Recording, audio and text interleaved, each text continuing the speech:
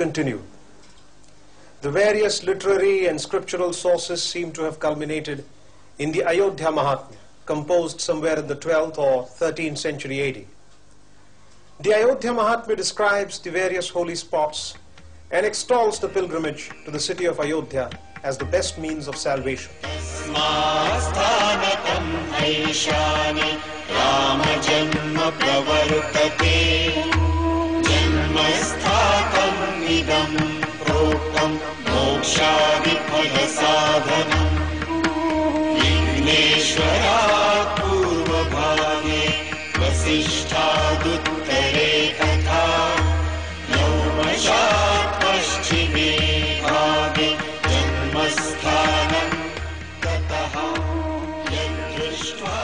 The Ayodhya Mahatmya profusely eulogizes the Janma Bhumi shrine and gives its exact location. The merits of a visit by a devotee observing the vow on the Ram Navami day to the Janmasthan are elaborately described. It is said that a man who has visited the Janmasthan will not be born again, even if he does not offer gifts or practice asceticism or go on pilgrimages or offer sacrifice offerings. Lakhs of Hindus kept going to Ayodhya, passionately and devoutly believing in whatever was stated in the Ayodhya Mahatmya. Then in the year 1526, an invader from across the borders invaded India. He hailed from the province of Fargana in Central Asia. His name, Zahiruddin Muhammad Babur. On 16th of March 1527, Babur defeated Rana Sanga and conquered Delhi.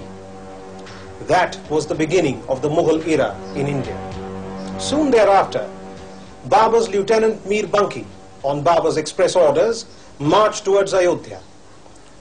The text of Babur's orders to Mir Banki have been printed in the 6th July 1924 issue of the Modern Review, published from Delhi. It reads, शहनशाह हिंद मालिकुल जहां बादशाह बाबर के हुक्म व हजरत जलाल शाह के हुक्म के बमूजिब अयोध्या में राम जन्मभूमि को मिस्मार करके उसकी जगह पर उसी के मलबे व मसाले से मस्जिद तामीर करने की इजाजत दे दी गई है। बजरिए इस हुक्मनामे के तुमको बतौर इत्तिला से आगाह किया जाता है कि हिंदुस्तान के किसी सूबे से कोई हिंदू अयोध्या न जाने पावे। जिस शख्स पर यह सुबह हो कि वो वहां जाना चाहता है, उसे फौरन गिरफ्तार करके दाखिले जिंदा कर दिया जावे। हुक्म का सख्ती से तामील हो, फर्ज समझकर। By 23rd March 1528, 1,73,000 people had sacrificed their lives defending the Janmasthan site. They fought bravely and held Mir Banki at bay, but ultimately they lost. Mir Banki set about to carry out Babur's orders to the letter. He demolished the temple and constructed a mosque at the very spot. When Mir Banki's men were constructing the mosque, it is said that the day's work used to get undone every night. Babur himself writes about this in his autobiography, Tujuk Baburi. Ayodhya के राम जन्मभूमि मंदिर को मिस्मार करके जो मस्जिद तामीर की जा रही है, उसकी दीवारें शाम को आप से आप गिर जाती हैं।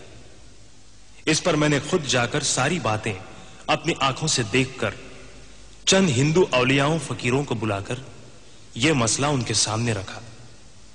इस पर उन लोगों ने कई दिनों तक गौर करने के बाद मस्जिद में चंद तरमीमें करने की राय दी, जिनमें 5 खास बातें थीं।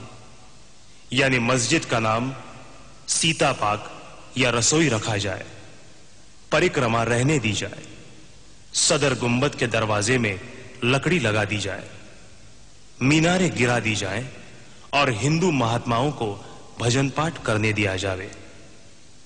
उनकी राय मैंने मान लिया, तब मस्जिद तैयार हो सकी। Babur's otherwise meticulous diary does not have any record for the period 12th of April 1528 to 18th September 1528. The pages are said to have been lost in the storm of 17th May 1529 or during Humayun's stay in the desert in 1540. On 3rd June 1528, Devidin Pandey from Sanethu and Mahabat Singh attacked Mir Banki's men. Devidin Pandey alone is said to have killed 600 men in 5 days. Mir Banki survived miraculously, and he himself killed Devidin. On the day of Eid in 1529, Rana Ranvijay tried to liberate the Janmasthan site from the clutches of Mir Banki, but in vain. Babur died in the year 1530. His son Humayun succeeded the throne. During his regime from 1530 to 1556, Rani Jairaj Kumari and Swami Maheshwaranand made 10 attempts to regain the Janmasthan site. The control of the Janmasthan site kept on intermittently passing from the hands of one side to that of the other. Akbar succeeded Humayun and turned his kingdom into an empire. During his rule, there are said to have been 20 outbreaks when Hindus fought relentlessly to regain the control of the Janmasthan site. Akbar granted permission to the Hindus in recognition of their rights to construct a platform right next to the mosque and offer puja there.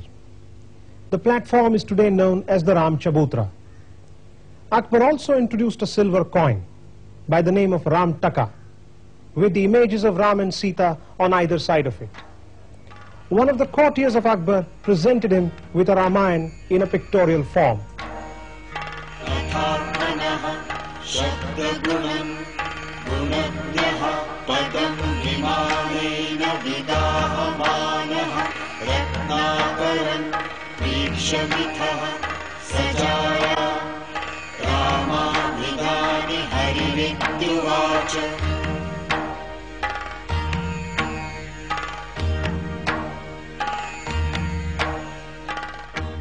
Abul Fazl, the author of Akbarnama and Ain-e-Akbari, categorically associates Awadh with the residential place of Ram and one of the holiest places of antiquity. Meanwhile, during Jahangir's rule, William Finch visited Ayodhya somewhere between 1608 and 1611. William Finch was a traveler who has confirmed the existence of the ruins of Ramkot or the castle of Ram. In his report, which has been quoted and reproduced by William Foster in his book, Early Travels in India. After 1658, Aurangzeb's lieutenant Jahbaz Khan attacked Ayodhya, but was defeated. Guru Gobind Singh's Akalis fought against his army near Ayodhya at Rudali and Saadatganj. In 1664, Aurangzeb himself went to Ayodhya and killed 10,000 people and demolished the Ram Chabutra. But even thereafter, the Ram Navami celebrations continued. There were fights between Nawab Salamat Khan and Raja Gurdat Singh of Amethi and Rajkumar Singh of Pimpra. Sadiq Ali also had to face 5 attempts made to recapture the Janmasthan site. In 1751, the second Nawab of Awadh, Safdarjung, invited Malhar Rao Holkar, the eminent courtier of the Marathas, to fight against the Pathans. Malhar Rao Holkar put a condition that in return, Safdarjung would hand over the 3 holy cities of Ayodhya, Kashi and Prayag to the Hindus. Again in 1756, Shuja-ud-Dawla asked for Maratha help when the Afghans invaded Delhi. The Maratha agent in his court demanded the transfer of the 3 holy cities. Shuja-ud-Dawla agreed to it. Unfortunately, the Marathas lost the most bloody war at Panipat, and the Maratha strategy to retrieve Ayodhya fizzled out. The fate of Ayodhya and Ram Janmabhoomi remained in the dark for another century. Numerous Muslim and European writers during this century confirm that a mosque had been built by Mir Banki on Babur's orders after demolishing a temple at Ramkot. They also confirm the existence of the tradition of Ram worship at the Janmasthan site. They also confirm the existence of the practice of celebrating Ram Navami with great gatherings of people from all over India. Let us have a look at some of these books and their authors. The History and Geography of India by